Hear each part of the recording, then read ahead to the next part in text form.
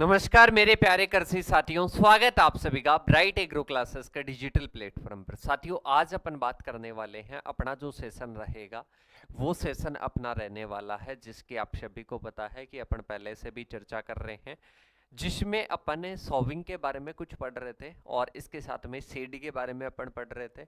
तो सीड में एक पॉइंट आता है सोविंग का, तो सोविंग वाला पॉइंट अपन चर्चा करेंगे।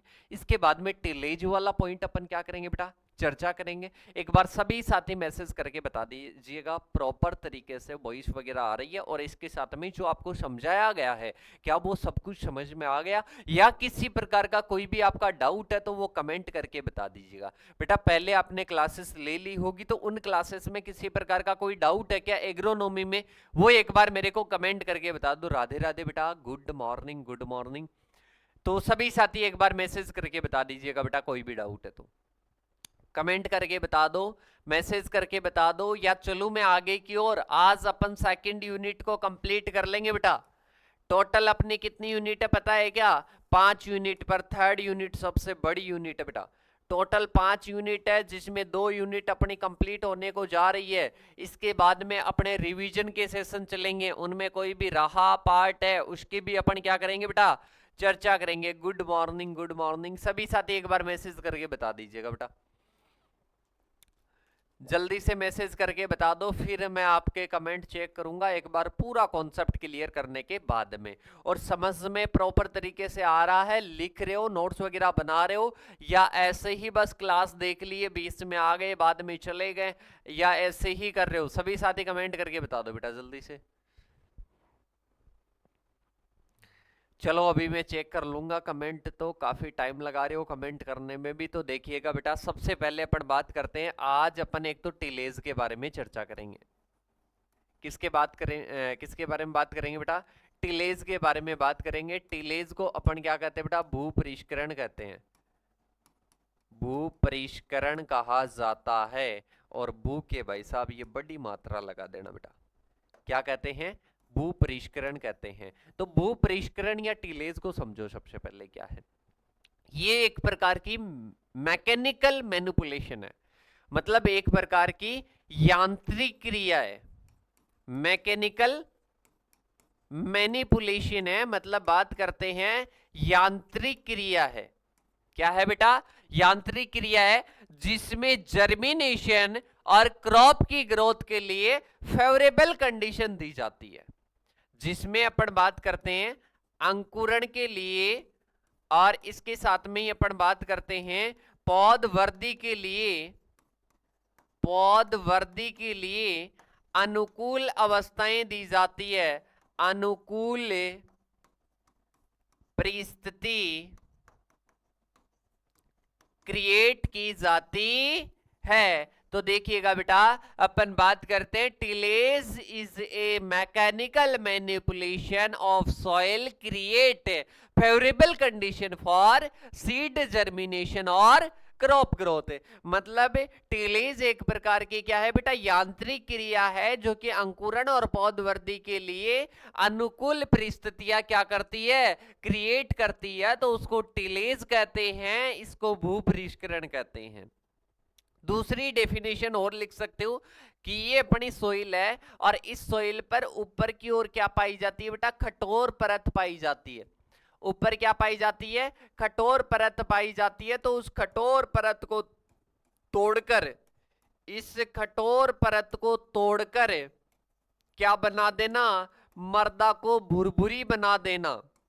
मर्दा की ऊपरी कठोर परत को तोड़कर मर्दा को भुरभुरी बना देना ही क्या कहलाता है बेटा, टिलेज कहलाता है।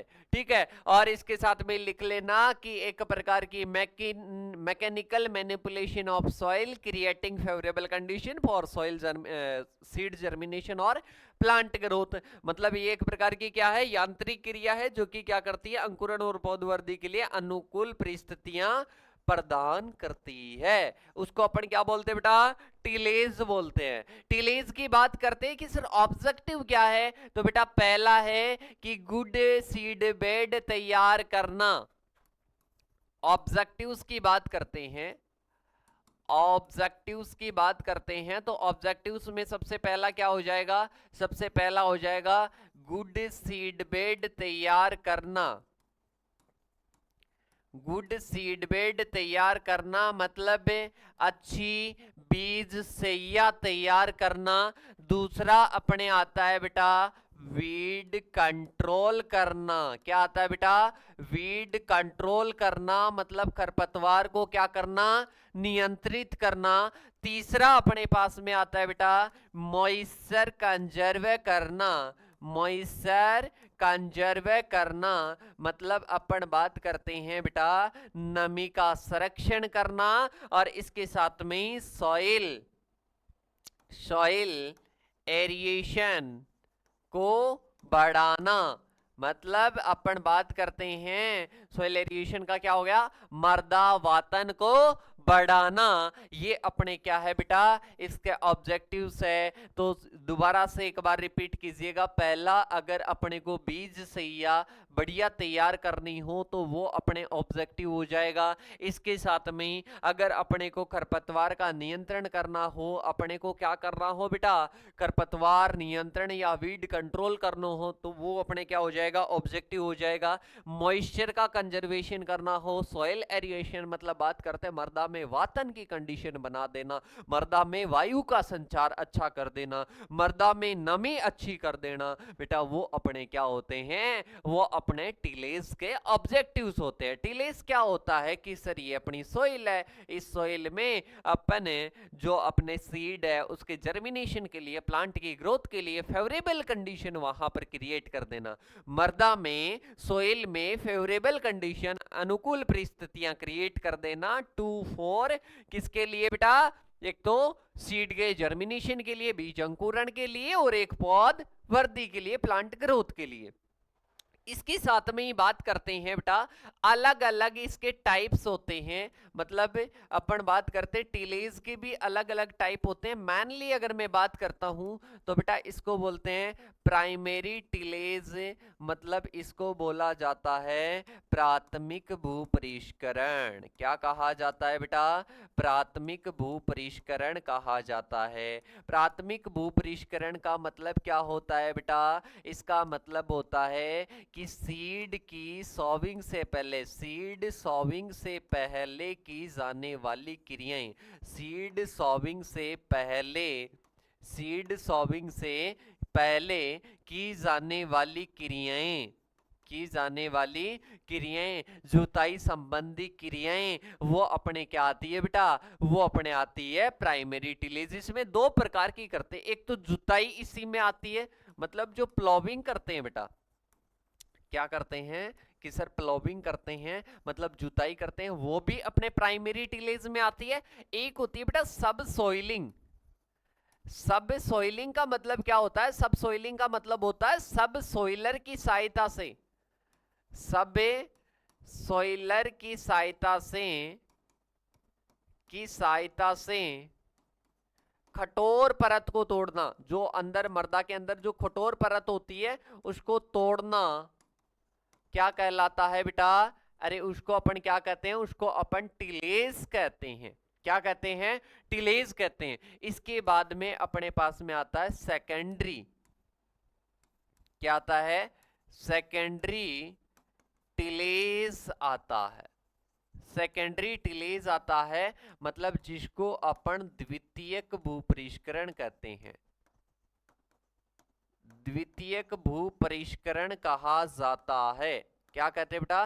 द्वितीयक भू परिष्करण कहा जाता है। सेकेंडरी टिलेज का आता है। इसमें क्या करते हैं बेटा? एक तो प्लैंकिंग मतलब समतल करते हैं। एक तो क्या हो जाएगा बेटा? प्लैंकिंग बोलते हैं जिसको। प्लैंकिंग का मतलब है मृदा को समतल कर देना, मृदा को समतल कर देना। हैरोविंग भी इसी में आता है बेटा, हैरोविंग भी इसी में आता है। तो ये अपने सेकेंडरी टिलेज हो जाएगा, मतलब बीज की बुआई के बाद की जो क्रियाएं हैं वो सारी इसी में आती है।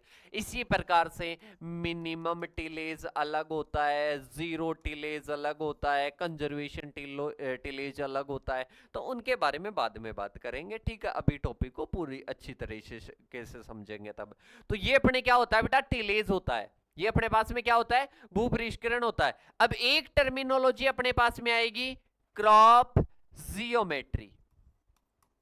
क्रॉप जियोमेट्री आ जाएगा। ठीक है, ध्यान से समझना बेटा, इसको पसल ज्यामिति कहते हैं, पसल ज्यामिति कहते हैं। एक अपने पास में क्या आ जाएगी, एक अपने प्लांट डेंसिटी आ जाएगी, प्लांट डेंसिटी आ जाएगी, जिसको अपन पौध घनत्व या पशल घनत्व बोलते हैं। क्या बोलते हैं बेटा, पौध घनत्व बोल सकते हो, या इसके साथ में अपन बात करते हैं पशल घनत्व बोल सकते हो, पौध घनत्व बोल सकते हो, क्रॉप डेंसिटी, प्लांट डेंसिटी, वही लगभग हो जाती है। इसके बाद में देखिएगा, दोनों को समझो। सबसे पहले अपन बात करते हैं क्रॉप जियोमेट्री। क्रॉप जियोमेट्री का मतलब है, ये अपना फील्ड है बेटा, इसमें क्या होती है, ये तो रो है, ये तो क्या है बेटा, रो है। ठीक है, रो में क्या लगे हुए हैं कि सर रो में प्लांट लगे हुए हैं, क्या लगे हुए हैं, अपन बात करते हैं ये प्लांट लगे हुए हैं, ये प्लांट लगे हुए हैं, ये प्लांट लगे हुए हैं, ये प्लांट लगे हुए हैं। ठीक है, इस प्रकार से क्या है बेटा, प्लांट लगे हुए हैं। तो इनका अरेंजमेंट, उनका व्यवस्थापन, उनके मध्य डिस्टेंस, उनके मध्य स्पेसिंग, मतलब बात करते हैं इनके मध्य दूरी व्यवस्थित करना, इनके मध्य की दूरी व्यवस्थित करना, इनको पंक्तियों में लगाना, ये क्या है, क्रॉप जियोमेट्री है, फसल की ज्यामिति है, जिसमें अपन बात करते हैं ये दूरी अपन क्या करते हैं, डिसाइड करते हैं, ये इनके मध्य की डिस्टेंस क्या करते हैं, अपन क्या करते हैं, निश्चित करते हैं। तो बेटा इसको क्रॉप जियोमेट्री कहते हैं। क्या कहते हैं बेटा, क्रॉप जियोमेट्री कहते हैं, मतलब प्लांट जियोमेट्री अपन इसको बोल सकते हैं, क्रॉप जियोमेट्री अपन बोल सकते हैं। ठीक है, तो क्रॉप जियोमेट्री का मतलब यही होता है, अपन कहते हैं कि जो भी अपने प्लांट होते हैं, प्लांट को एक तो किसमें, अरेंजमेंट व्यवस्था में, मतलब पंक्तियों में अपन, अरे अपन नहीं बात करते थे क्या, मैट्रिक्स आव्यू है कि पंक्तियों में, स्तंभों में, व्यवस्थापन, व्यवस्थापन। ठीक है, इस प्रकार से स्तंभों में होगा और पंक्तियों में भी होगा, इसका व्यवस्थापन, अरेंजमेंट क्या है बेटा, बीच की जो स्पेसिंग है वो अपन निश्चित रखते हैं, तो इसको क्रॉप जियोमेट्री कहते हैं। ठीक है, इससे क्या होता है बेटा, इससे एक तो न्यूट्रिएंट अच्छे से मिल जाते हैं, पोषक तत्व पौधों को अच्छे से मिल जाता है, खेत में सही तरीके से क्या हो जाती है, अपन कोई भी क्रियाएं करना चाहते हैं, कोई भी प्रैक्टिसेस करना चाहते हैं, तो वो प्रैक्टिसेस अपन क्या कर सकते हैं, आसानी से कर सकते हैं। जैसे कि मैं एग्जाम्पल की बात करूं, गेहूं में अपन कितनी रखते हैं बेटा, अपन रखते हैं 22.5 मल्टीप्लाई अपन 11 सेंटीमीटर रखते हैं, लाइक इज। ठीक है, तो इसमें आर इंटू पी हो जाएगा, आर इंटू पी मतलब ये रो इंटू प्लांट हो जाएगा, रो इंटू प्लांट हो जाएगा, जिसे मैच में बात करते हैं 60 इंटू 20 सेंटीमीटर हो जाएगा। तो दैट इज, ये अपने क्या है बेटा, ये अपने पास में क्रॉप जियोमेट्री है। इसके बाद में आता है क्रॉप डेंसिटी, यहां पर क्रॉप डेंसिटी लिख लो क्योंकि सिलेबस में यही है, क्रॉप डेंसिटी। क्रॉप डेंसिटी का सीधा सा मतलब ये है कि कोई भी अपने पास में यूनिट एरिया है, कोई भी अपने पास में यूनिट एरिया है, उस यूनिट एरिया में, कोई भी अपने पास में क्या है बेटा, यूनिट एरिया है, यूनिट एरिया में number of plant, unit area में number of plants, unit area में नंबर ऑफ प्लांट्स क्या है बेटा, क्रॉप डेंसिटी है। पर यूनिट एरिया में, पर यूनिट एरिया में, जैसे कि मैं कह दूं कि 4000 पौधे हैं, 4000 पौधे हैं, किसमें हैं, 1 हेक्टेयर में, 1 हेक्टेयर में। ठीक है, तो बेटा ये अपने पास में क्या हो जाएगी, क्रॉप डेंसिटी, मतलब पर यूनिट एरिया। अब जैसे कि मैं बात करता हूँ इसका इंपॉर्टेंस क्या है, जैसे कि हाई डेंसिटी है तो उसमें ज्यादा कंपटीशन होगा, अगर लो डेंसिटी है तो वहां पर क्या होगा बेटा, जो वेस्ट हो जाएगा, मतलब जो रिसोर्सेस है, जो संसाधन है, उनका वेस्ट हो जाएगा। अब इसके बाद में अपन कल का एक टॉपिक छोड़ दिए थे सॉल्विंग वाले में, जिसको अपन क्या कहते हैं बेटा, जिसको अपन कहते हैं सॉल्विंग मेथड्स। क्या कहते हैं बेटा, सॉल्विंग मेथड्स कहते हैं, मतलब बुआई की विधियां। क्या आ जाएगी बेटा, बुआई की विधियां। 4 विधियां मुख्यतः याद रखना। सबसे पहली आती है ब्रॉडकास्टिंग, ब्रॉडकास्टिंग, ब्रॉडकास्टिंग किसे कहते हैं, छिटकवा विधि। क्या हो जाएगी बेटा, छिटकवा विधि, मतलब इसमें क्या किया जाता है, बीज को छिटक कर बुआई करते हैं, कौन सी आ जाएगी, ब्रॉडकास्टिंग हो जाएगी। यहां पर बेटा थोड़ा सा आपको ऐसे करना है, BROAD, मतलब ब्रॉडकास्टिंग, ब्रॉडकास्टिंग का मतलब क्या है, छिटकवा विधि है। इसके बाद में दूसरा अपने पास में होता है जिसको अपन बोलते हैं डिबलिंग। क्या बोलते हैं, डिबलिंग विधि कहते हैं। क्या कहते हैं, डिबलिंग विधि कहते हैं। थर्ड की बात करते हैं, ड्रिलिंग आती है। क्या आती है बेटा, ड्रिलिंग। ड्रिलिंग और डिबलिंग अलग अलग है। एक फोर्थ अपने पास में आती है ट्रांसप्लांटिंग, जिसको रोपण कहते हैं, ट्रांसप्लांटिंग कहते हैं, ट्रांसप्लांटिंग, ठीक है, जिसको रोपण विधि कहा जाता है। क्या कहते हैं बेटा, रोपण विधि। इसमें क्या करते हैं, कोई अपने पास में बीज होता है, उसको अपन छिटक कर क्या कर देते हैं, बुआई कर देते हैं, तो ये अपने ब्रॉडकास्टिंग हो जाएगा। फिर आता है डिबलिंग। डिबलिंग में अपन क्या करते हैं, बीज को निश्चित दूरी पर, जैसे कि ये अपना खेत है, यहां पर मैं किसी यंत्र की सहायता से क्या करूंगा, गड्ढा खोदूंगा और वहां पर सीड लगा दूंगा, यहां पर खोदूंगा, मतलब स्पेसिंग निश्चित होती है, उसके हिसाब से अपन क्या कर देते हैं, बीज लगा देते हैं। और इसके साथ में ड्रिल से समान रूप से क्या कर देते हैं अपन, जो बात करते हैं, जो बीज लगाते हैं उसको ड्रिलिंग कहते हैं। और एक ट्रांसप्लांटिंग आता है, मतलब पहले तो एक नर्सरी तैयार करेंगे, पहले तो नर्सरी तैयार करेंगे, इसमें पौधे तैयार कर दिए, फिर खेत में इसको ट्रांसप्लांट करेंगे, इसको ट्रांसप्लांटिंग मेथड कहते हैं। क्या कहते हैं बेटा, ट्रांसप्लांटिंग मेथड कहते हैं। तो यहां तक सभी साथियों के समझ में आ गया क्या, बस इतना सा कमेंट करके बता दो बेटा, जल्दी से कमेंट करके बता दो। मैथ सर मैथ के क्लास लिया करो प्लीज, आप पहले मैथ का सिलेबस पूरा करा दो, आप मत घबराओ। मैथ का ऐसे मान लो मैट्रिक्स जो रामबाण टॉपिक है ना, वो कंप्लीट हो चुका है। और इसके साथ में अब मैंने कहा था कि मंडे से मैथ की क्लासें वापस स्टार्ट हो जाएगी, तो आप मत घबराओ, वो मेरी टेंशन है, मैं उसको कंप्लीट करवाने वाला हूँ, ठीक है, मैं समझाने वाला हूँ। तो आज से दोबारा से मैथ की क्लासेस क्या हो जाएगी, स्टार्ट हो जाएगी। नेक्स्ट टॉपिक अपन आज से स्टार्ट कर देंगे। अब मेरे को बस इतना सा समझा दो, एक तो टाइम से आया करो क्लास में, पहले टाइम बता दिया जाता है, तो उसको टाइम से आप क्लास को लिया करो, ठीक है। तो यहां तक सभी साथियों के कमेंट करके बता दो कि सब कुछ समझ में आ गया या कोई डाउट है, बता दो बेटा, क्योंकि आज ही अपन मैथ की क्लास लेंगे, आज मैथ की क्लास लेंगे। डिबलिंग को फिर से समझा दो, अभी मैं समझा दूंगा, अगर ऐसा आपको समझ में नहीं आया तो, और आप छोड़िएगा। डिबलर की सहायता से, डिबलर की सहायता से इसमें बुआई करते हैं। और मेरे को ऐसे बता दो कि ओवरऑल कॉन्सेप्ट समझ में आ गया। मेन दिक्कत वो है, ओवरऑल कॉन्सेप्ट समझ में आया कि नहीं आया बेटा, वो तो मेरे को पता है कि थ्योरी तो आपको अभी तक समझ में नहीं आई। आप लिख सकते हो, आप किसी को एक्सप्लेन कर सकते हो, पर थ्योरी कैसे लिखो, तो थ्योरी भी अभी मैं समझा दूंगा। मेन आपका माइंड इस प्रकार से कार्य करना चाहिए कि सर ने कॉन्सेप्ट क्लियर कर दिया, मतलब हम हर किसी को बता सकते हैं उसके बारे में, हर किसी को बायलिंगुअल उसको समझा सकते हैं। इसके बाद में देखिएगा, सबसे पहले सॉल्विंग के मेथड्स की बात करेंगे। तो अपन बात करते हैं सॉल्विंग के मेथड किसको बोलेंगे, what is the solving method, बुआई की विधियां क्या है। तो बेटा ये अपना क्या है, कोई फील्ड है, ये अपना कोई फील्ड है, इसमें अपन बीज को किस प्रकार से लगाकर, बीज को किस प्रकार से लगाकर फसल की स्थापना कर रहे हैं, दैट इज वो अपने क्या हो जाएगा बेटा, वो अपने मेथड ऑफ सॉविंग। मतलब method of sowing technique which bye seed is placed soil germination और एस्टैब्लिशमेंट ऑफ क्रॉप स्टैंड। मतलब अपने पास में, जैसे कि मेरे पास में यहां पर बेटा सीड है, अब इस सीड को मैं सोइल में किस प्रकार से जर्मिनेशन के लिए, क्रॉप स्टैंड के लिए वहां पर प्लेस्ड करता हूं, वहां पर पहुंचाता हूं। मैं आपको बोलूं कि बेटा मैं यहां पर पढ़ा रहा हूं, मैं आपको पढ़ा रहा हूं, ठीक है, तो मेथड ऑफ पढ़ाना क्या हो जाएंगे। अब मैं आपको ऑनलाइन पढ़ा रहा हूं, अगर आप मेरे सामने बैठे होते तब मैं, मतलब मेरी बात को कैसे आप तक पहुंचा पा रहा हूं, मैं मेरी टीचिंग स्किल्स को कैसे आप तक पहुंचा पा रहा हूं, दैट इज वो अपने मेथड हो गया। तो इसी प्रकार से बीज को कैसे मर्दा में पहुंचा जा रहा है, कैसे जर्मिनेशन के लिए, कैसे उसको एस्टैब्लिश करने के लिए पहुंचा जा रहा है, that is method of sowing. मतलब बुआई की विधि का तात्पर्य है कि जिसके द्वारा बीज को मिट्टी में अंकुरण और फसल स्थापना के लिए पहुंचाया जा रहा है।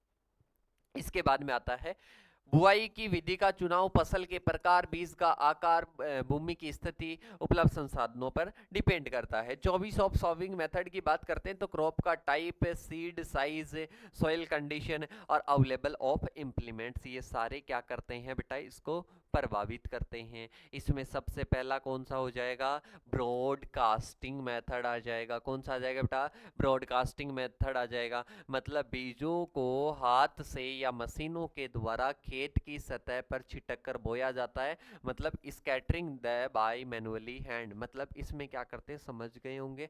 मतलब इसमें ऐसे अपन छिटक देंगे बेटा, इसमें कोई निश्चित नहीं रहता है कहाँ पर कितना बीज गिर रहा है। मतलब ऐसे ही जैसे अपन कोई, अरे सभी फार्मर फैमिली से होंगे, जैसे मैं किसी भी बर्तन में मैंने क्या ले लिया, किसी भी बर्तन में मैंने बीज ले लिया और इसको मैं छिटक कर क्या कर रहा हूँ, बुए। अरे यूरिया को नहीं छिटका जाता है क्या, वैसे ही इनको छिटक देते हैं और इसके बाद में ऊपर जुताई कर देते हैं, उससे वो मर्दा में मिल जाते हैं। ये बुआई का मेथड होता है। मतलब स्कैटर्ड बाय मैनुअल हैंड, मतलब अपन क्या कर देते हैं, हाथ से छिटक देते हैं, तो ये अपने पास में क्या हो जाएगा। या फिर कोई यांत्रिक ब्रॉडकास्टर भी होता है, ठीक है। तो देखिएगा, बीज को हाथ या मशीन के द्वारा खेत पर छिटक दिया जाता है, फिर बो दिया जाता है, ठीक है। अब इसके साथ में अपन बात करते हैं कि इसके एडवांटेज, सिंपल मेथड है, जल्दी से अपन बुआई कर सकते हैं, मतलब सरल और तेज है। रिक्वायर्स लेस स्किल्स इक्विपमेंट, मतलब कम साधनों और कौशल में क्या होता है, संभव होता है आराम से। और सुटेबल फॉर स्मॉल सीड, मतलब ये जो छोटे बीज होते हैं उनके लिए सुटेबल रहता है, बाजरा और मस्टर्ड। इसके बाद में डिसएडवांटेज की बात करते हैं। अनइवन सीड डिस्ट्रीब्यूशन, मतलब पूरा बराबर रूप से सीड का डिस्ट्रीब्यूशन कतई नहीं होगा, बीज असमान से भी करते हैं। हाई सीड रेट रिक्वायर्ड, बीज दर क्या चाहिए बेटा, अधिक चाहिए छिटकवा विधि में। डिफिकल्ट इंटरकल्चर ऑपरेशन, निराई गुड़ाई नहीं कर सकते क्योंकि कहाँ पर कौन सा, ऐसे तो नहीं है कतारों में ही सीड लग रहा है, अलग अलग जगह पर लग रहा है। तो अपन बात करते हैं निराई गुड़ाई भी क्या होती है बेटा, मुश्किल से होती है। क्या होती है, मुश्किल से होती है। अब इसके बाद में एग्जांपल्स की बात करते हैं। वही कभी कभी हीट की बात करते हैं, कभी कभी इसका भी करते हैं, और ज्यादातर अपन बाजरा, मस्टर्ड और जो ग्रास सीड है उनका अपन प्रयोग करते हैं। इसके बाद में आता ड्रिलिंग। अरे सीड ड्रिल नहीं देखी क्या बेटा, अरे सीड ड्रिल किस किसने देखी, इतना सा मेरे को कमेंट करके बता दो, देखे जल्दी से। सीड ड्रिल किस किस साथी ने देखी है बेटा, कमेंट करके बताओ।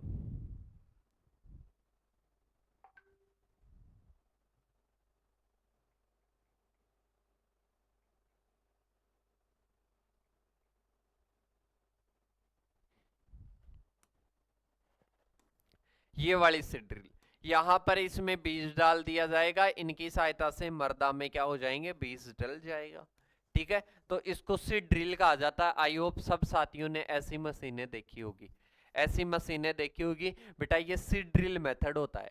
कौन सा होता है, सीड ड्रिल मेथड होता है। तो सीड ड्रिल मेथड को समझने की कोशिश कीजिएगा। देखो यहां पर आता है प्लेस्ड इन रो और यूनिफॉर्म डेप्थ सॉविंग। बेटा सबसे पहले तो बात करते हैं इसमें, अपन बात करते हैं एक जो स्पेसिफिक, मतलब बात करते हैं जो बीच में जो दूरी है ना, स्पेस है, वो स्पेस समान होती है। जैसे कि एक यहाँ पर जाएगा, एक यहाँ पर जाएगा, एक यहाँ पर, और जितनी गहराई तक अपन बोना चाहते हैं सीधे पूरे सीक्वेंस में क्या होगी, इनकी बुआई होगी। क्या होगी बेटा, बुआई होगी। तो ये ड्रिलिंग मेथड होता है सीड ड्रिल के द्वारा। तो सीड ड्रिल की मदद से बीज पंक्तियों में समान गहराई और दूरी पर बोए जाते हैं। यूनिफॉर्म प्लांट स्टैंड होता है। पहला तो बात करते हैं यूनिफॉर्म प्लांट स्टैंड, मतलब बात करते हैं समान पौधों की संख्या होती है। इजी इंटरकल्चर ऑपरेशन, मतलब निराई गुड़ाई इसमें आसानी से कर सकते हैं। लेस सीड रेट, ब्रॉडकास्टिंग की तुलना में इसमें कम बीज दर लगती है। इनको बढ़िया पॉइंट बना बना कर लिखना बढ़िया तरीके से। इसके बाद में आता है फर्टिलाइजर कैन बी अप्लाइड, बात करते हैं इसमें क्या कर सकते हैं, साथ साथ में खाद भी डाल सकते हैं मिलाकर, खाद भी साथ में ही। अरे नहीं देखा क्या, डीएपी और इसके साथ में ही अपन क्या कर देते, बीज के साथ में बुआई कर देते सीड ड्रिल में डालकर। डिसएडवांटेज की बात करते हैं, इसमें एक तो बात करते हैं इक्विपमेंट, मतलब सीड ड्रिल की जरूरत होगी और उसकी कॉस्ट क्या लगेगी, अधिक लगेगी। इसके बाद में not suitable for very small seed, मतलब बहुत छोटे बीजों के लिए क्या नहीं होती है, उपयुक्त नहीं होती है, बहुत छोटे बीजों के लिए उपयुक्त नहीं होती है। वही बार्ले, सोयाबीन, ग्राम, इन सभी के लिए क्या रहती है बेटा, उपयुक्त रहती है। इसके बाद में अपने पास में आता है डिबलिंग, गड्ढों में बीज डालना। क्या हो जाएगा बेटा, डिबलिंग की बात करते हैं, गड्ढों में बीज डालना। सोन मैनुअली विथ डिबलर्स, मतलब मैंने कहा था कि बेटा ये अपना फील्ड है तो इसमें अपन चाहे जहां पर छेद कर सकते हैं डिबलर की सहायता से, और वहां पर अपन क्या कर देते हैं बेटा, बुआई कर देते हैं। वहां पर अपन क्या कर देते हैं, बीज डालकर उसको क्या कर देते हैं, वापस उस गड्ढे को भर दिया जाता है, मतलब ये डिबलिंग विधि होती है। ठीक है, छेद बनाकर डिबलर अपन ने कोई होल बना दिया और उसमें बीज डाल देते हैं। ठीक है, अपन चाहें उसी स्पेसिंग पर ये क्या कर सकते हैं, उस दूरी पर ये कार्य कर सकते हैं।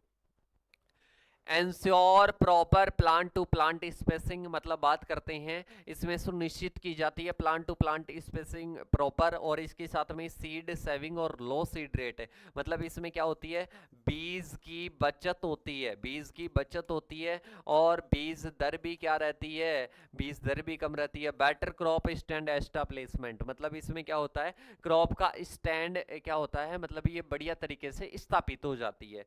ठीक है, सही पौध दूरी, बीज की बचत हो जाती है, क्रॉप स्टैंड बेहतर हो जाता है। डिसएडवांटेज की बात करते हैं, वेरी स्लो होता है और लेबर चाहिए भाई साहब। इसमें बात करते हैं डिबलर की सहायता से एक एक व्यक्ति करेगा तो भाई साहब इसमें लेबर ज्यादा लगेगी। Not feasible for small seeds और लार्ज सीड्स, मतलब धीमी और मेहनत वाली प्रक्रिया है और छोटे बीज और बड़े खेतों के लिए उपयुक्त नहीं रहती है। मैज हो गया, पिजन पी हो गया, कॉटन, सोरगम। इसके बाद में बात करते हैं ट्रांसप्लांटिंग। ट्रांसप्लांटिंग का मतलब क्या होता है बेटा, ट्रांसप्लांटिंग का मतलब होता है पहले आपने कोई नर्सरी तैयार कर ली, कोई बीज सैया तैयार कर ली, जैसे कि मैंने भी बताया था थोड़ी देर पहले। आपने बीज सैया तैयार कर ली और बीज सैया में भी पौध तैयार हो गई, और इसके साथ में फिर इस पौध को आप खेत में निश्चित दूरी पर क्या कर देते हो, ट्रांसप्लांट कर देते हो। क्या कर देते हो बेटा, ट्रांसप्लांट कर देते हो, तो उसको ट्रांसप्लांटिंग कहा जाता है। Seeds are first raised in a nursery, मतलब पहले बीजों को नर्सरी में उगाया जाता है। इसके बाद में आता then healthy seedling are uprooted and transplanted into the main field proper spacing. बीज पहले नर्सरी में बोए जाते हैं, फिर स्वस्थ पौधों को उखाड़ कर मुख्य खेत में उचित दूरी पर क्या कर देते हैं, रोपाई कर देते हैं। तो इसको ट्रांसप्लांटिंग कहते हैं। क्या कहते हैं बेटा, ट्रांसप्लांटिंग कहते हैं। इसके बाद में आता है बेटा एडवांटेज। एडवांटेज की बात करते हैं, लाभ। Ensure healthy and uniform crop stand, इसके साथ में nursery management allow better stage care in early stage, facilities adjustment of soil time, मतलब बात करते हैं स्वस्थ क्रॉप स्टैंड सुनिश्चित होता है इससे। नर्सरी में बेहतर, पहले छोटे पौधों में ज्यादा बीमारी, अरे छोटे बच्चों की क्या हो जाती है बेटा, छोटे बच्चों में कई सारी बीमारियां लग जाती है, तो पेड़ पौधे भी छोटे होते हैं उस टाइम थोड़ा सा ज्यादा। बड़े एरिया में तो अपन देखभाल कर नहीं सकते, तो छोटे एरिया में नर्सरी तैयार करके अपन अच्छे से देखभाल कर सकते हैं, समय पर समायोजन कर सकते हैं, बीज की बचत हो जाती है, खरपतवार का भी नियंत्रण छोटे एरिया में बढ़िया तरीके से हो जाएगा, लेबर भी नहीं लगेगी। तो बेटा ये अपने क्या होते हैं, एडवांटेज होते हैं। डिसएडवांटेज की बात करते हैं, इसमें क्या होता है, अधिक श्रम और लागत, क्योंकि अपन ट्रांसप्लांटिंग करेंगे, पहले पौधे तैयार कर दी, पहले तो पौधे में लगेगा समय, इसके बाद में ट्रांसप्लांटिंग में लगेगा। बेटा हर एक पॉइंट का, हर एक मेथड का लाभ भी है, हानि भी है, ऐसे मत समझ लेना कि ये बेटर है तो इसकी हानि नहीं होगी, हानि तो निकाल देते हैं अपन कुछ ना कुछ। सीडलिंग में गेट ट्रांसप्लांटिंग शौक, मतलब बात करते हैं पौधों को ट्रांसप्लांटिंग शौक भी क्या हो सकता है बेटा, लग सकता है, क्या पता वो वहां पर एस्टैब्लिश हो या नहीं हो। ठीक है, तो ये अपने क्या होते हैं बेटा, ये अपने पास में कंप्लीट होते हैं सॉल्विंग के मेथड्स। फिर अपने किया था किसके बारे में, टिलेज और टिल्थ के बारे में मैंने चर्चा नहीं की, टिलेज के बारे में की थी। आई होप आपको समझ में भी आ गया होगा। तो अब अपन किसके बारे में बात करते हैं बेटा, सबसे पहले टिलेज के बारे में बात करते हैं। टिलेज को जुताई या भूपरिष्करण कह सकते हो बेटा, भूपरिष्करण कह सकते हो। इसके साथ में टिल्थ को टिल्थ ही ऐसे ही लिख दिया जाता है, टिल्थ। ठीक है, अभी मैं बता दूंगा क्या है। सबसे पहले बात करते हैं tillage operation in various form have been practised from the very inception of growing plant, मतलब फसल उगाने के शुरुआत में विभिन्न प्रकार की भूपृष्ठकरण क्रियाएं। बेटा ये वाला सही कर लेना, यहाँ पर थोड़ा सा मिस प्रिंटिंग है। अब बात करते हैं कि ये बोल रहा है, ये पहला पॉइंट बोलना चाहता है कि अपन जैसे क्रॉप को ग्रो करते हैं उसके पहले अपने को कई टिलेज प्रैक्टिसेस करनी पड़ती है। तो मैंने कहा था कि प्राइमरी करनी पड़ती है, सेकेंडरी करनी पड़ती है, तो ये बिल्कुल सही बात है। इसके बाद में ये क्यों करते हैं? मर्दा को भुरभुरी बनाने के लिए, मर्दा को क्या बनाने के लिए? फेवरेबल बनाने के लिए। किसके लिए? जर्मिनेशन के लिए। जर्मिनेशन की बात करते हैं, अंकुरण के लिए। मतलब जो भी बीज है उस बीज को बढ़िया मर्दा की भौतिक अवस्थाएं मिले, इसके लिए। तो बेटा मर्दा की भौतिक अवस्थाएं अगर बढ़िया रहती है तो उसको टिल्थ कहा जाता है, उस कंडीशन को क्या कहते हैं बेटा? टिल्थ कहा जाता है। इसके बाद में देखिएगा नेक्स्ट अपने पास में आता है किसके बारे में? अपन बात करते हैं जो आदि मानव है बीज बोने के लिए मिट्टी को पहले उलटने पुलटने के लिए औजारों का प्रयोग करते थे, इक्विपमेंट्स का प्रयोग करते थे। मतलब पहले के जो मानव थे वो भी क्या करते थे? मर्दा में अगर बीज लगाना है तो बेटा पहले क्या कर देंगे? मर्दा को उलट पुलट कर देंगे। क्या कर देंगे? उलट पुलट कर देंगे। इसके बाद में आता है टिलेज, जो शब्द है ना बेटा एंग्लोन सैक्सोन, मतलब बात करते हैं एंग्लो सैक्सोन जो अपने भाषा है, इसके टिलियन शब्द या टेवोलियन शब्द से लिया गया है और जिसका मतलब होता है हल चलाना, मिट्टी में बीज बोना और खेती करने, फसल उगाने के लिए तैयार करना। तो बेटा ये एंग्लो सैक्सोन, बेटा याद रखना एंग्लो सैक्सोन भाषा से लिया गया है। ठीक है, इसके साथ में ही आप सभी को यहाँ तक क्लियर है। अब देख लो फादर ऑफ टिलेज किसे कहा जाता है बेटा? जैथरो टुल को। किसको कहा जाता है? फादर ऑफ वीड साइंस भी इनको ही कहा जाता है, जैथरो टुल। किनको कहा जाता है बेटा? जैथरो टुल को फादर ऑफ टिलेज कहा जाता है। फादर ऑफ जीरो टिलेज की बात कर ले, जीरो टिलेज की बात कर ले तो जी बी ट्रिपलेट क्या हो जाएंगे बेटा? ये अपने शून्य भूपरिष्करण के पिताजी हो जाएंगे, शून्य भूपरिष्करण के पिताजी हो जाएंगे। तो देखिएगा जैथरो टुल जिन्हें भूपरिष्करण के क्या कहा जाता है? जनक कहा जाता है। उन्होंने बताया कि गहरी और अच्छी जुताई आवश्यक है। छोटे छोटे भुरभुरे कणों में क्या कर दिया जाता है? उसको बदल दिया जाता है फाइन पार्टिकल्स में। ये किन्होंने बताया था बेटा? जैथरो टुल ने बताया था। किन्होंने बताया था? जैथरो टुल ने बताया था। जैथरो टुल इसके फादर है और हॉर्स होविंग हस्बेंड्री के हैं, वीड साइंस के हैं। तो इनके क्या हॉर्स होविंग हस्बेंड्री बुक लिखी थी उन्होंने और टिलेज के वो फादर है। इसके साथ में ही अपन बात करते हैं जो जीबी ट्रिपलेट है वो क्या थे बेटा? जीरो टिलेज के फादर थे। इसके बाद में अपन बात करते हैं डेफिनेशन की बात करते हैं कि भूपरिष्करण किसे कहते हैं। भूपरिष्करण का मतलब क्या होता है? Mechanical manipulation of the soil tools और implement so as a create favourable soil condition to better seed germination और इसके साथ में क्रॉप ग्रोथ। बेटा मैंने ये बता दिया था कि ये एक प्रकार का क्या है? यांत्रिक क्रिया है जो कि एक अनुकूल परिस्थिति क्रिएट करती है किसके लिए? बीज अंकुरण के लिए और इसके साथ में फसल की ग्रोथ के लिए। ठीक है, तो यहाँ पर क्या है? मैकेनिकल मैनिपुलेशन है जो कि क्या करती है बेटा? फेवरेबल कंडीशन क्रिएट करती है सोइल की, इससे बेटर जर्मिनेशन होता है, क्रॉप की ग्रोथ होती है। तो इसी को क्या कहते हैं बेटा? टिलेज कहते हैं। एक मैंने कहा था कि अपर जो अर्थ क्रस्ट है, मतलब कठोर अर्थ क्रस्ट है, हार्ड लेयर है, उसको क्या कर दिया जाता है? उसको भुरभुरी बना दिया जाता है, उसको भी टिलेज कहा जाता है। इसके बाद में बात करते हैं बेटा डेफिनेशन ऑफ टिल्थ। टिल्थ की बात करते हैं, मैंने क्या कहा था बेटा कि फिजिकल कंडीशन, जैसे कि अपन ने क्या कर दिया? टिलेज कर दिया बेटा। क्या कर दिया? टिलेज कर दिया। इस मर्दा में पहले ये अच्छी कंडीशन नहीं थी, मैंने इसका टिलेज कर दिया, भूपरिष्करण कर दिया। अब इसकी मेरे को अच्छी भौतिक अवस्थाएं प्राप्त हो गई। ठीक है, अब ये बढ़िया भुरभुरी मर्दा है, अच्छी मर्दा है कि इसमें क्रॉप ग्रोथ कर लो, सीड का जर्मिनेशन करवा लो, सारी चीजें बेटर तरीके से हो जाएगी। तो बेटा इस कंडीशन को कि टिलेज करने के बाद में जो ये कंडीशन प्राप्त होती है, मर्दा की जो भौतिक अवस्था प्राप्त होती है, उसको टिल्थ कहते हैं। उस भौतिक अवस्था को क्या कहते हैं? टिल्थ कहते हैं। मतलब tilth is a physical condition of soil, soil की फिजिकल कंडीशन किसके बाद की? टिलेज करने के बाद की। मतलब टिल्थ क्या है? भूमि परिष्करण से प्राप्त जो मृदा की जो भौतिक अवस्था है उसको कहा जाता है टिल्थ। इसके बाद में टिल्थ वह अवस्था है जिसमें मिट्टी भुरभुरी, हल्की, हवादार, दानेदार और क्रम्बी टुकड़े में होती है। तो उसमें करने और बीज प्रवर्धन के अंकुरण हेतु पर्याप्त नमी मौजूद हो।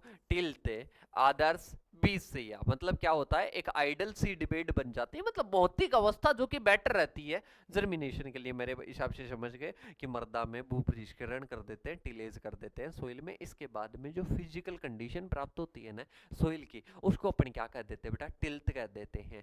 अब इसके साथ में ही बात करते हैं कैरेक्टरिस्टिक्स ऑफ गुड टिल्थ, ये आपसे पूछ सकता है। तो सबसे पहले बात करते हैं इसमें क्या होती है, ये फेवरेबल फिजिकल कंडीशन होती है जो जर्मिनेशन और क्रॉप ग्रोथ के लिए बेटर रहती है। इसके साथ में ये दो अवस्थाओं को दर्शाते हैं। एक तो अपन बात करते हैं size distribution of aggregates and mellowness of और फ्रीबिलिटी ऑफ सॉइल, मतलब बात करते हैं पहला तो क्या हो जाता है, मिट्टी के कणों का आकार कौन डिनोट करता है, कौन दर्शाता है बेटा, दो विशेषताओं को दर्शाता है गुड टिल्थ। किसको, एक तो अपन बात करते हैं मिट्टी के कणों का आकार और मिट्टी की भुरभुराहट की क्षमता, मतलब टूटने की क्षमता, इन दोनों को कौन दर्शाता है बेटा, टिलेज दर्शाता है। इसके बाद में अपने पास में आता है नेक्स्ट विभिन्न प्रकार के जो अपने साइज डिस्ट्रीब्यूशन, मतलब बात करते हैं जो अपने the relative proportion of different size aggregate, soil aggregates की जो डिफरेंट साइज होते हैं उनका जो प्रोपोर्शन होता है, जो अनुपात होता है, उसको अपन क्या कहते हैं बेटा, size distribution of soil aggregates कहलाता है। ठीक है, विभिन्न प्रकार के क्या होते हैं बेटा, उसमें एग्रीगेट्स होते हैं, उनका अगर प्रोपोर्शन की बात करते हैं तो उसको अपन क्या कहते हैं, size distribution of soil aggregate कहते हैं। इसके साथ में अपन बात करते हैं सिंचित कृषि के लिए 5 mm से बड़े मिट्टी के जो गुट्टे हैं, जो बात करते हैं एग्रीगेट है, वो क्या होते हैं, अधिक प्रतिशत आवश्यकता होती है। जब वर्षा आधारित खेती होती है उनमें 1 से 2 mm आकार के क्या चाहिए, एग्रीगेट चाहिए। अगर कोई सिंचित कृषि है तो उसमें तो 5 mm वाले क्या चाहिए, एग्रीगेट चाहिए। अगर कोई ऐसे बात करते हैं जिसको अपन कहते हैं वर्षा आधारित है, तो उसमें रेनफेड में बात करते हैं तो 1 से 2 mm आकार के क्या होते हैं बेटा, एग्रीगेट्स होते हैं। क्या होते हैं बेटा, एग्रीगेट्स होते हैं। इसके बाद में अपन बात करते हैं नेक्स्ट अपने पास में आता है मेलोनेस की बात करते हैं। मेलोनेस की बात करते हैं, वह गुण है जो कि सूखी मिट्टी के एग्रीगेट आसानी से छोटे छोटे भागों में क्या हो जाता है, टूट जाता है। तो ये क्या दर्शाता है, ये टिल्थ को भी दर्शाता है। मेलोनेस की बात करते हैं, एक प्रकार का सोइल का क्या है बेटा, प्रॉपर्टी है, जो कि जो क्लोड्स होते हैं वो क्लोड्स जब ड्राई होते हैं तो वो क्या हो जाते हैं, वो क्रम्बी मतलब दानेदार संरचना में बदल जाते हैं। कोई क्लोड होता है, कोई ढेला होता है, और वो छोटे छोटे कणों में क्या हो जाता है, डिवाइड हो जाता है। तो उसको अपन क्या बोलते हैं बेटा, उसको अपन फ्रीबिलिटी और इसके साथ में ही मेलोनेश बोलते हैं। इसके बाद में बात करते हैं अगर किसी का टिल्थ अच्छा है, टिल्थ अच्छा है मतलब वो पोरस वाली होगी। पोरस की बात करते हैं, उसमें रंध्रावकाश अच्छे से होंगे, रंध्रावकाश अच्छे से होंगे, पोरोसिटी अच्छे से होगी। तो उसमें बात करते हैं एयर और इसके साथ में वाटर का जो एक प्रोपोर्शन है वो बना रहेगा 50 बोल सकते हो, या 25% आप बोल सकते हो, 25% और 25% बोल सकते हो। इसके बाद में अपन बात करते हैं बेटा ऑब्जेक्टिव ऑफ टिलेज। तो इसके मैंने बता दिए थे कि एक तो आपको सीड बेड तैयार करनी है, एक इसमें क्या हो जाएगी बेटा, रूट्स अच्छे से चली जाएगी। इसके साथ में बात करते हैं वीड्स को आपको क्या करना है, कंट्रोल करना है। और इसके साथ में जो पैथोजन, जो बात करते हैं कीट मतलब इंसेक्ट, और इसके साथ में पैथोजन रोगजनक जो मृदा में रहते हैं, जो मृदा में रहते हैं, तो जैसे ही अपन उसकी क्या करेंगे बेटा, जुताई करेंगे, जुताई करने पर बाहर आएंगे तो धूप में आकर क्या हो जाएंगे, नष्ट हो जाएंगे। इसलिए किया जाता है, टिल्थ को सही करने के लिए किया जाता है। सोइल का टेम्परेचर, जो मृदा में जो हार्ड पेन होती है, कठोर परत होती है, उसको तोड़ने के लिए, मॉइस्चर को कंजर्व करने के लिए, और इसके साथ में जो भी फर्टिलाइजर वगैरह है, मेन्यूर वगैरह है, उसको सोइल में मिक्सिंग करने के लिए क्या करते हैं, प्रयोग करते हैं। और अपन बात करते हैं जो अपना खेत है, अपना फील्ड है, उसको प्लैंकिंग करने के लिए, उसको समतल करने के लिए प्रयोग किया जाता है। इसके बाद में बात करते हैं बेटा, इसमें टिल्थ भी अलग अलग प्रकार की होती है। पहली आती है फाइन टिल्थ। फाइन टिल्थ की बात करते हैं तो इसमें जो मृदा की जो कण है ना, वो भुरभुरी तो होती है मृदा, पर वो क्या होती है, बहुत बारीक होती है, बहुत बारीक होती है। मतलब फाइन टिल्थ मिट्टी के पाउडर जैसी स्थिति को दर्शाता है। Fine tilth is refers to powdery condition, मतलब बात करते हैं पाउडर की जैसी कंडीशन वाली होती है। ठीक है, एक कोर्स होती है जिसमें क्या होते हैं, थोड़े दाने क्या होते हैं बेटा, मोटे होते हैं। ठीक है, दो प्रकार की होती है, फाइन, फाइन का मतलब है बारीक, और इसके साथ में एक होती है कोर्स, कोर्स की बात करते हैं मोटे। कण कैसे होंगे, मोटे होंगे। तो टाइप्स ऑफ टिलेज की बात करते हैं, तो इसमें क्या होता है बेटा, अलग अलग प्रकार के टिलेज होते हैं, जिसमें बात करते हैं दो प्रकार के होते हैं। टिलेज मुख्यतः कितने प्रकार के होते हैं बेटा, दो प्रकार के होते हैं। पहला टिलेज होता है प्राइमरी टिलेज, दूसरा होता है सेकेंडरी टिलेज।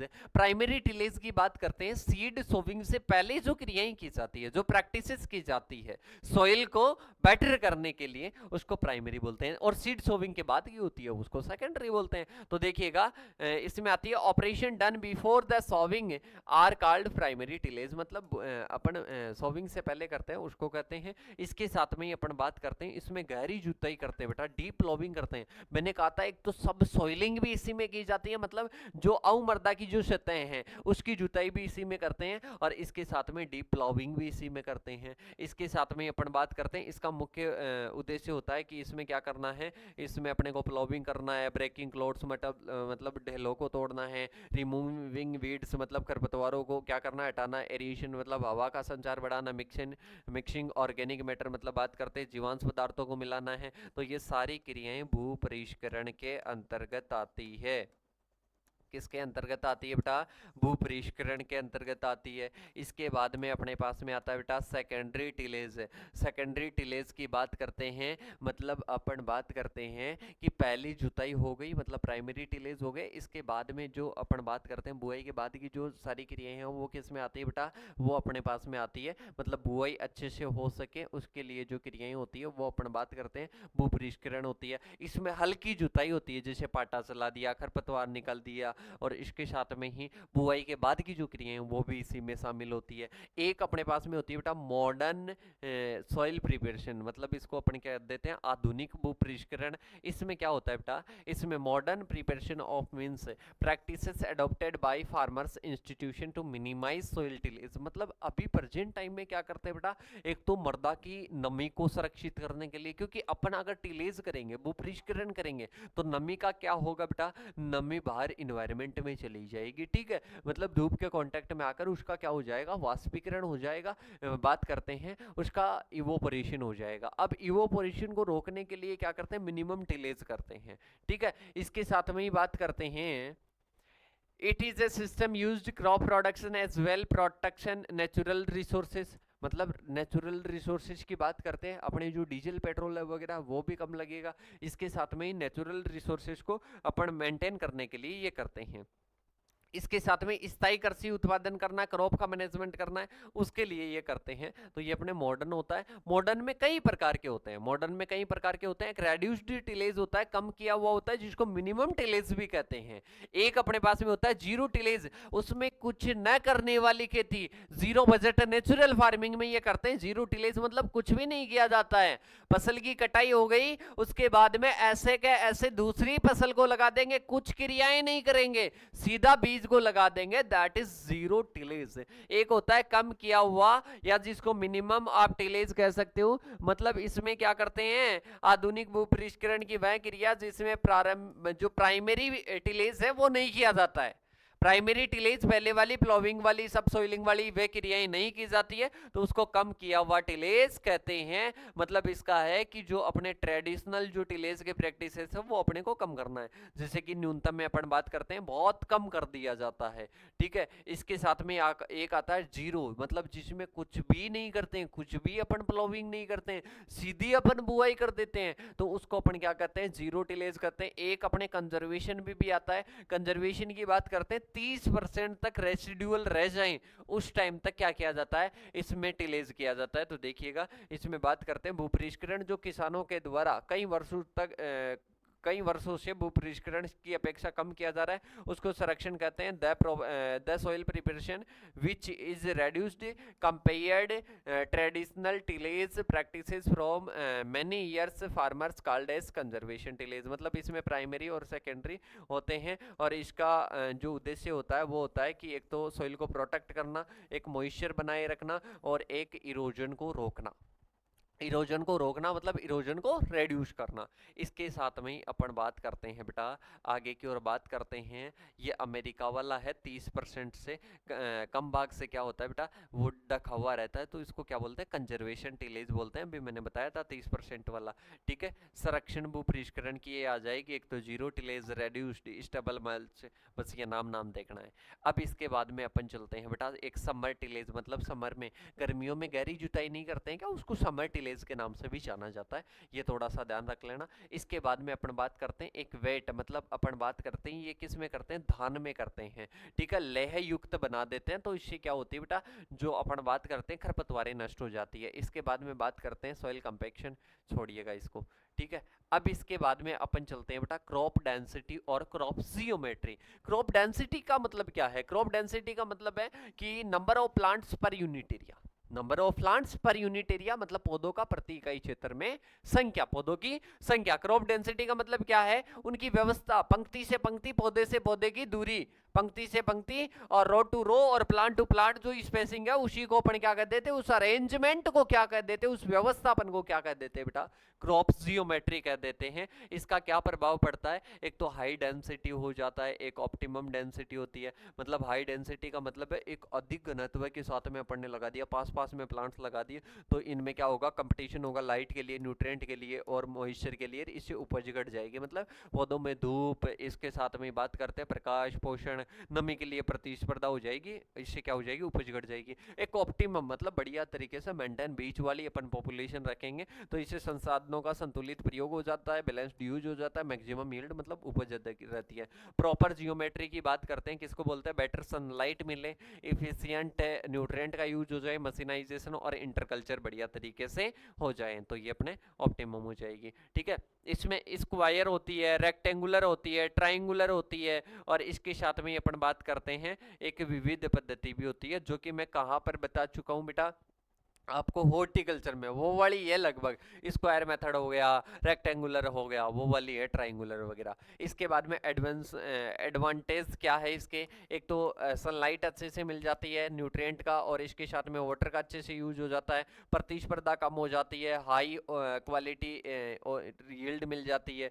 ठीक है, ये आपको क्या रखना है बेटा, ध्यान रखना है। अब इसके साथ में मैं बता देता हूँ, सेकेंड यूनिट कंप्लीट हो चुकी है। आपको बढ़िया तरीका अगर मैं पढ़ने का बताऊं तो बेटा, ये क्लास आपने ले ली, ठीक है। अब इसमें 90% बच्चे क्या करते हैं, 90% बच्चे क्या करते हैं, अब इस क्लास को नहीं देखेंगे, इसको नोट्स बनाएंगे तो, वरना नहीं बनाएंगे। अब मैं बता देता हूं बेटा, इस क्लास के बाद में इसकी जो पीडीएफ अपलोड हो ना, शाम को आप उस पीडीएफ को रीड करो, उस पीडीएफ को क्या करो, कंप्लीट रीड करो, मेरी जो क्लास ली थी उसको पूरा वापस से माइंड में घुमाओ, और शुरू से उस क्लास को दोबारा से क्या बनाओ, नोट्स बनाओ, डाउनलोड कर लो, ऑफलाइन डाउनलोड कर लो, ऐप में डाउनलोड हो जाएगी क्लास। तो पहले क्या करोगे, क्लास कंप्लीट हो जाएगी, क्लास डल जाएगी, पीडीएफ डल जाएगी, क्लास की पीडीएफ को रीड करो, और रीड करने के बाद में शुरू से क्या करो बेटा, शुरू से क्या करो, नोट्स बनाओ क्लास में। और अगर क्लास और इसके साथ में पीडीएफ नहीं डलती है तो इन नंबरों पर कॉल करके बता दो, 8690676638, इन नंबरों पर ही करना है, दूसरे नंबरों पर नहीं करना है। तो इन नंबरों पर आपको क्या करना, क्लास नहीं होती है, पीडीएफ नहीं डलती है, तो आप कॉल कर दो, मैसेज कर दो, तुरंत आपकी पीडीएफ डल जाएगी, क्लास डल जाएगी। ठीक है, तो इस मेथड से अगर कोई बच्चा पढ़ेगा तो उसको 1% दिक्कत नहीं आएगी। और फिर अगर इनमें आपको लेते समय कुछ भी दिक्कत आ रही है तो बेटा इन नंबरों पर कॉल कर दो, कभी भी कुछ भी पूछना हो कॉल कर दो, मैसेज कर दो, आपके लिए पूरी फ्री सेवाएं हैं। बस आपको प्यार और सपोर्ट बनाए रखना है, अपने सभी साथियों को अवगत करवाना है, और आपके लिए ऐसी सेवाएं दे रहे हैं, मतलब बेटा आप अपने जो मंजिल है, आप अपने जो सपने हैं, उन सपनों को साकार कर सके। अब मेरे को इतना बता दीजिएगा, सेकेंड यूनिट कंप्लीट हो गई, सेकेंड यूनिट तक पूरे नोट्स बना लेना, ज्यादा अपन ने क्लासेस भी नहीं रखी है कि बहुत ज्यादा क्लासेस लग दी, स्टूडेंट को समझ में ही नहीं है। ठीक है, तो बेटा ये जो 1 घंटे की क्लास, लगभग में 48-50 मिनट की क्लास हुई है ना, ये अगर कोई आपको और पढ़ाएंगे, जैसे कोई हावर बेसिस पर पढ़ा रहे हैं, तो इसको 3 घंटे तक पढ़ा देंगे। 4 घंटे तक भी ले जाएंगे इसको, कॉलेज में इसके 4 लेक्चर कर देंगे। पर बेटा अपन हावर बेसिस पर नहीं है, अपन जो पढ़ाते हैं पूरा बढ़िया तरीके से जितना स्टूडेंट को समझ में आ जाए और बढ़िया वेल एक्सप्लेनेशन हो जाए उसके बेसिस पर अपन पढ़ाते हैं। ऐसा नहीं टिलेज ट्रम को लेकर भाई साहब 1 घंटे का लेक्चर दे दिया, नहीं, आपको 10 मिनट में बेटर तरीके से समझा दिया जाता है। तो अब कोई कमेंट करके बता दो कोई डाउट है तो, वरना मिलेंगे नेक्स्ट सेशन के साथ में। तब तक के लिए मैं बता देता हूँ मैथ का मैं शेड्यूल डाल दूंगा बेटा। ओके, समझ में आ गया। Okay, thank you so much. जय जवान जय किसान साथियों।